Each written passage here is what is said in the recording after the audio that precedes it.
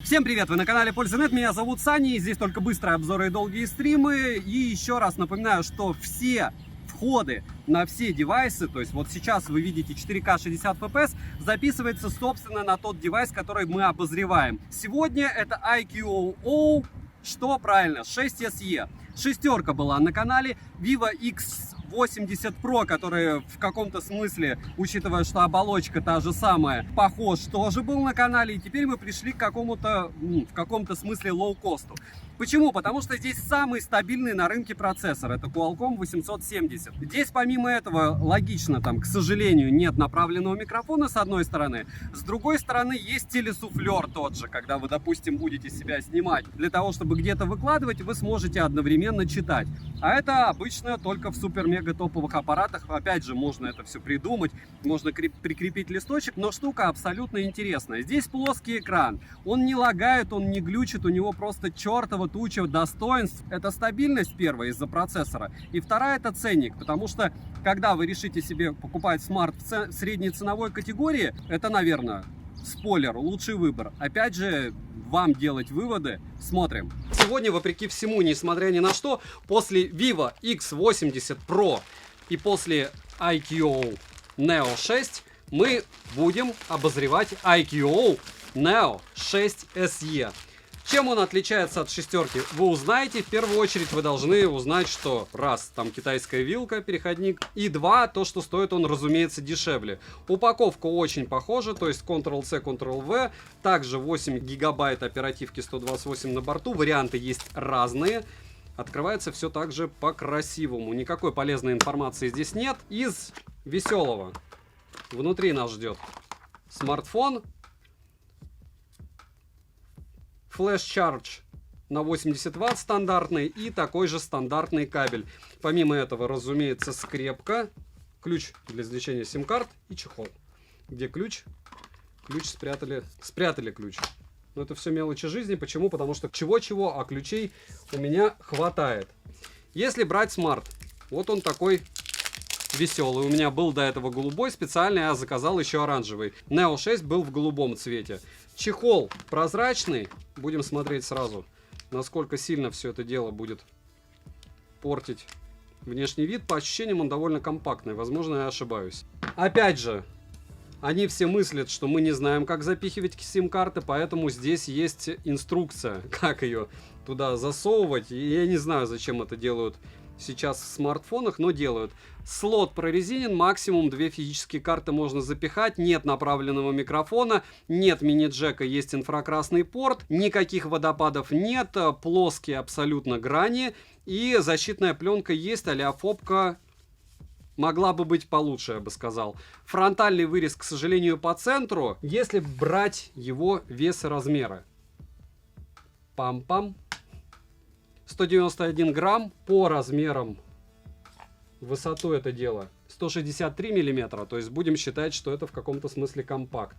В ширину 76, по ширине не компакт, в толщину без блока камер 8,7, с блоком камер 10,7. Плюс-минус, учитывая, что здесь есть еще защитная пленка, можно отнимать полмиллиметра легко. Почему вау-эффекта у меня особо лютого нет? Все очень просто, потому что у меня было Neo 6. Neo 6 был шикарен. Насколько шикарен этот аппарат, вы сейчас узнаете. Я буду узнавать тоже сейчас, но чуть-чуть дольше.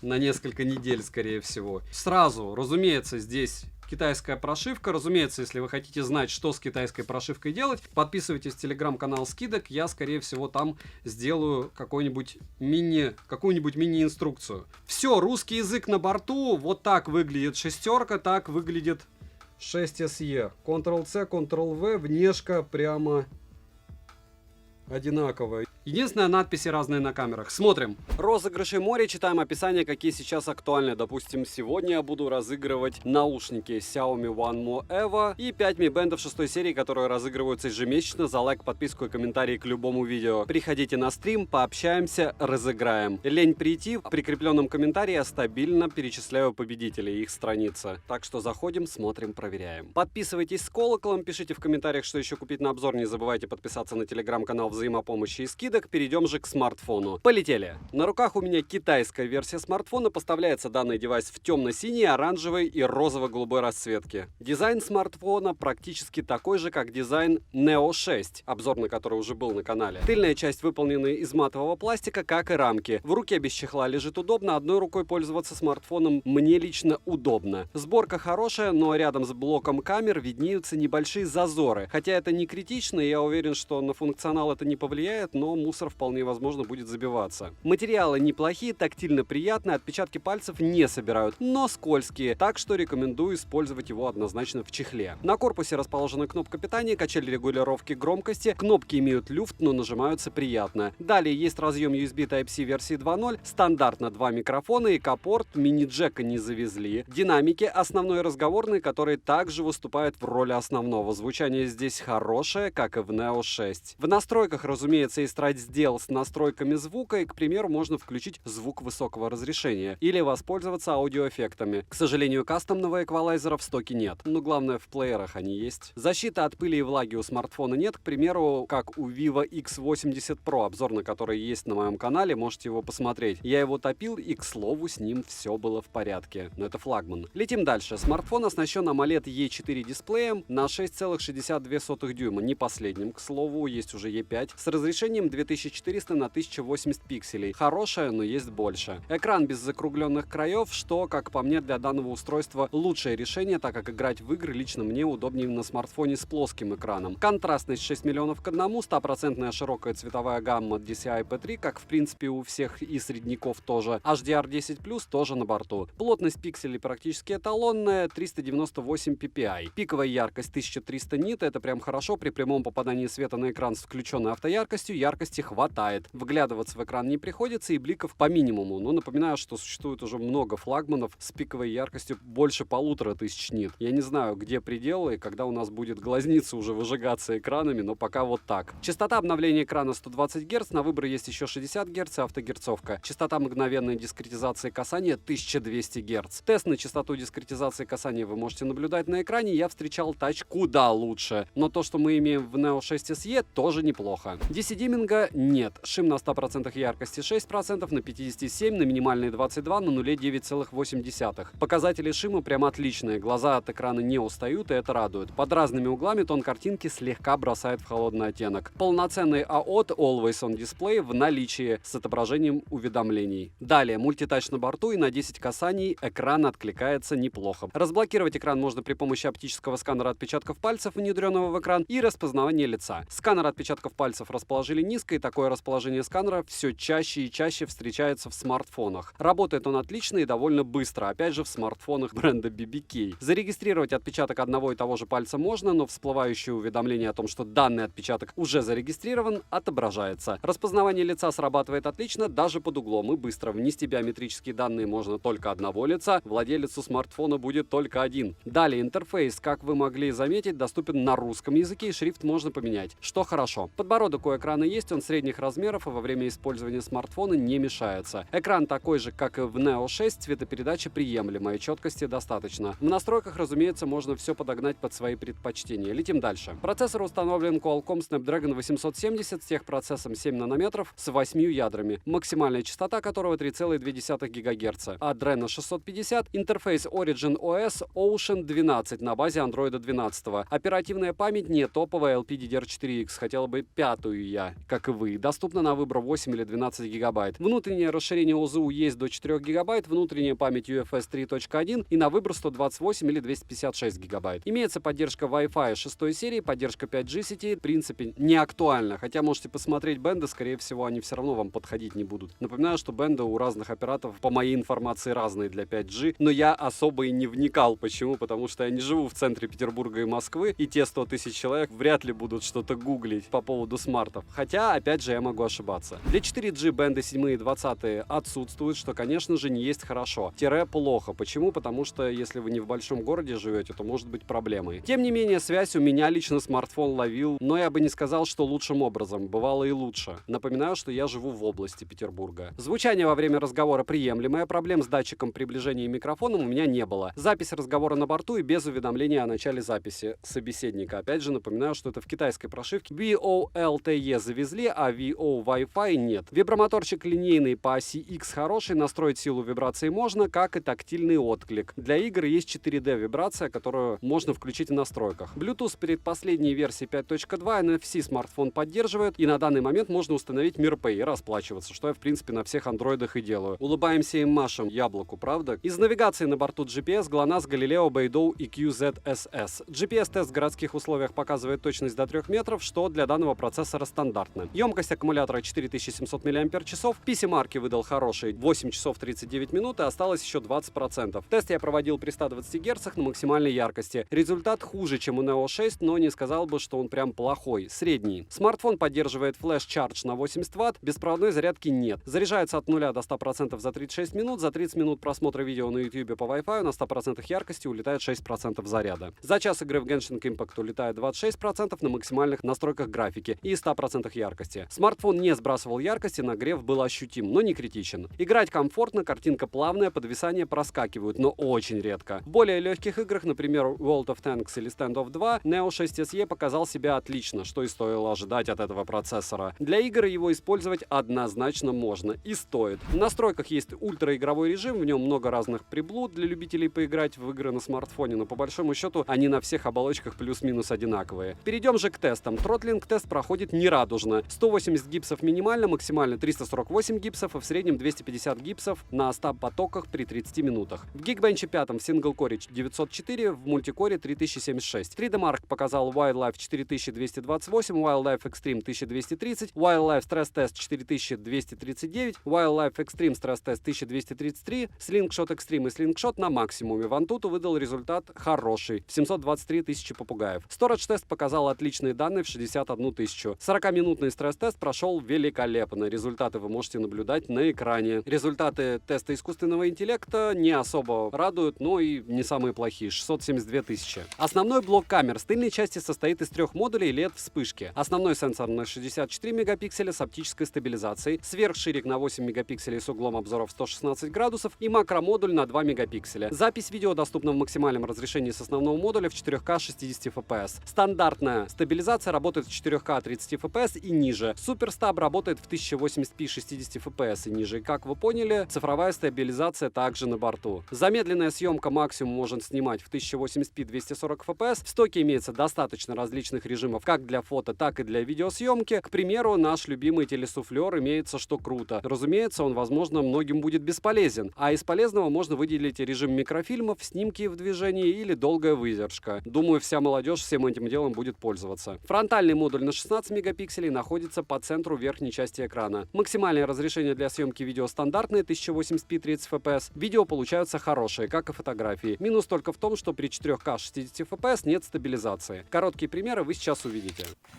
4К 60 FPS, нулевая стабилизация, об этом и в принципе предупреждает телефон. И вот так, если вы будете идти, опять же, с относительно нулевой стабилизацией, он будет снимать. Если остановиться и снимать плавненько, по мне картинка просто шикарна, хотя вижу чуть-чуть пересветы. Если максимум X10 у нас по увеличению, логично, что можно ставить на паузу и можно параллельно фотографировать. Как только ставишь 4К 30 FPS, уже есть стабилизация, и на ней мы проверим автофокус. Не желает он пока ловить ничего. Ну-ка, сложные объекты не хочет. Автофокус с данной прошивкой отрабатывает нехорошо. Будем надеяться, что со временем будет лучше. Сейчас 1080p попробую, но в целом вы уже видите, что даже если с одной руки я снимаю 4К 30 FPS, стабилизация работает прямо на отлично. Барабанная дробь 1080p 60 FPS и проверка автофокуса. Вот здесь уже все работает великолепно. Быстро и просто. Фронталка в лучшем виде 1080p 30 FPS, день, вечер. И вот так примерно она будет вас снимать. Примеры фронталки есть еще в телеграм-канале скидок в студии. Поэтому смотрим. Стаб никакой, как вы видите. С одной руки снимать нельзя. Не стоит. Если встать, роллинг шаттера нет. 1080p 30 fps, фронталка день. И сейчас я это снимаю в Мурино в первую очередь для того, чтобы вы увидели, в чем разница по стабилизации между 1080p и 720p, которые вполне возможно в этом смартфоне вы будете использовать, опять же, из-за стаба, если вы будете отправлять что-то с расчетом, что вас будут смотреть на телефонах или планшетах, но не на телевизорах либо мониторах. Вот они 720p, и по большому счету вы можете о них забыть. Почему? Потому что стаб примерно такой же, как и в 1080p, точнее его практически нет. У фронталки стабилизатор по мне номинальный. Если ты, опять же, встаешь и проверяешь на какой-нибудь роллинг шаттер, да, если пытаешься двигаться, даже размеренно, если не снимаешь с двух рук, вот с двух рук стаб отрабатывает. С одной руки это невозможно. Но ходить с двумя руками, либо со стабилизатором на телефоне, это такое себе, я думаю, вы в курсе. Ну что, двухоконный режим, максимальный X у фото 10. В двухоконном режиме, в отличие от других брендов BBK, таких как Realme, возможности передвигать квадратик, или у Xiaomi, у тех же уже есть, отсутствует, к сожалению. И видоизменять в режиме реального времени ничего нельзя. Для этого вам необходимо будет, разумеется, остановить видео. Если брать в целом, то, конечно, классная эта штука. Но, опять же, всегда удобнее, когда у тебя есть возможность что-то менять в режиме реального времени. А вот в X80 Pro еще телесуфлер был. Здесь пока я этого не вижу, хотя прошивка плюс-минус похожая. Великолепная Мурино, фронталка 1080p 30 fps, роллинг шаттера вроде бы нет. Солнечный день, никаких солнечных прямых лучей нет, но позади меня вы сами видите, что не камильфо. Зато я вроде бы неплохо получаюсь. Детализировано, все морщинки видны. Но опять же, вопрос дня будет как-то на большом экране. Но я думаю, все будет хорошо. IQO молодцы. 4К 60 FPS, съемка с двух рук. Попытка снять все красиво и стабильно. Я вижу рывки. Возможно, вы эти рывки видеть не будете. Сейчас попробую сделать X и двумя руками удержать это дело. X10. Но я вижу шумы, я тоже уверен, что и вы будете видеть шумы. Вот так примерно он будет снимать урбанистические виды, от которых у многих слетает крышка. Но я привык. Немного съемки у шумной кольцевой. Не знаю, как отрабатывают микрофоны. Довольно сильный ветер, 4К 60 fps. И мы уже ничего не говорим о стабилизации. Снимаю против солнца. Даже смотреть туда в очках тяжело. В целом, картинка будет такой. Фронталка 1080p 30 fps, съемка у оживленной дороги, чтобы вы примерно представляли, если вы вдруг решите снимать что-то в местах, где много шума, где много движения, либо сами еще при этом будете в движении, то данная камера будет справляться примерно так. И насколько хорошо или плохо, опять же, все относительно. Говорю, основное у меня претензия — это стаб. У фронталки стаб только если с двух рук нести, и то меня он не особо радует. Может быть, как-то где-то программно допилят. 1080p 30 fps, фронталка, супер солнечный день. Немного солнечного двухоконного режима. Вот там солнце. На него я смотреть не могу.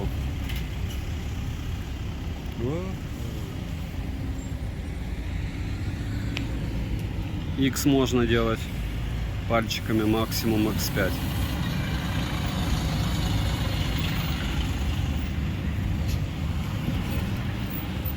«4К 60 fps», проверка автофокуса.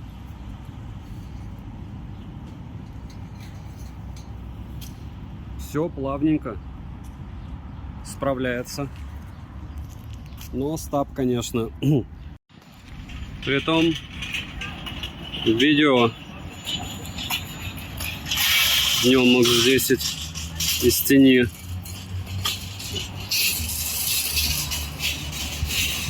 и обратно. Только вот так долго, медленно и мучительно. На ультраширик не переключиться. Это уже 1080p, здесь тоже максимум X10. И тоже не переключиться на ультраширик. Зато в 4К 30 FPS уже включается стабилизация, притом довольно неплохая. 4К 30 FPS, ветер в лицо, стабилизатор работает. Двигаюсь в Мурино против солнца. Съемка по мне хороша. Максимум X10 бесполезных.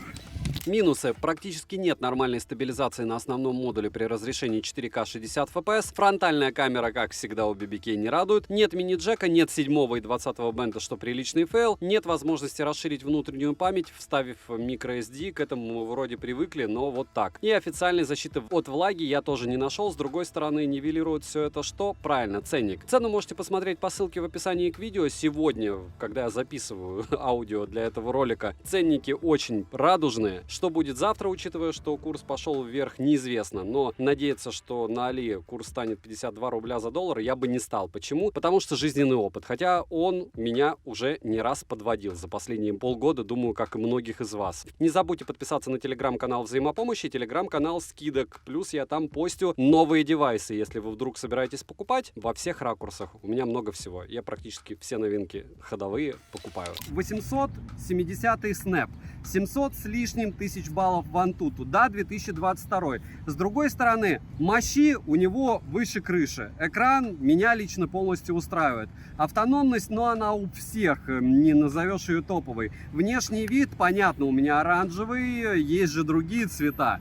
И если брать все из Китая среднего ценового сегмента, то вот эти вот Realme GT Neo 3, опять же китайская версия, 3T дороже, это, наверное, Poco F4 GT, но он значительно дороже, и там другой уже процессор. Если брать Poco F3, то этот датчик приближения, который они якобы через год после того, как они его выпустили, прошивкой допилили, у меня в сумке, я не скажу, что он идеально работает. Поэтому на 870-м из китайских моделей смартфонов я бы однозначно выбрал этот. Но помимо него, если брать цену пониже, а качество не намного хуже, это Realme Q5 Pro. И там тоже 870-й Snap, но ценник для многих на те же 50-70 долларов будет приятней. Поэтому обязательно смотрим на него обзор на этот девайс, если вы готовы чуть-чуть включить мозг, а с китайскими смартами это придется сделать. Там необходимо сделать несколько действий. Это установить шрифт, установить гуглы, это просто АПК-шкой делается, клавиатуру, Mozilla. И все, по большому счету можно им пользоваться. Единственное, там у кого-то еще химия с оповещениями. Про агрегацию частот мне не пишите, потому что это больше про, наверное, все-таки OnePlus и Европу. В России таких проблем я не слышал. Если брать бенды, ну, опять же, в большом городе вас это вообще волновать никак не должно. Поэтому, в принципе, девайсов в этой ценовой категории у BBK хватает. У Xiaomi по большому счету тоже есть старые модели 11T, 11T Pro и новые Ешечки, Прошечки. Можете выбирать. Для меня ближе и приятней не MIUI. То есть все, что делает BBK со своими оболочками, меня радует больше. У вас может быть абсолютно другая история. Этому девайсу я однозначно говорю да, в первую очередь, потому что даже внешне он ближе к топам. А по стоимости он ближе к среднякам. Он и есть средняк вот этот. Не забудьте подписаться на телеграм-канал взаимопомощи, телеграм-канал скидок. В телеграм-канале скидок я выгружаю эксклюзивный контент. Скорее всего, перед этим смартфоном я выгружу инструкцию, как настраивать китайские смарты. Если вы не в больших городах, смотрите информацию по бендам, а так, в целом, девайс сюда. Пишем в комментариях, что еще вы хотите увидеть у меня на обзоре. Добра и удачи вам, дорогие друзья!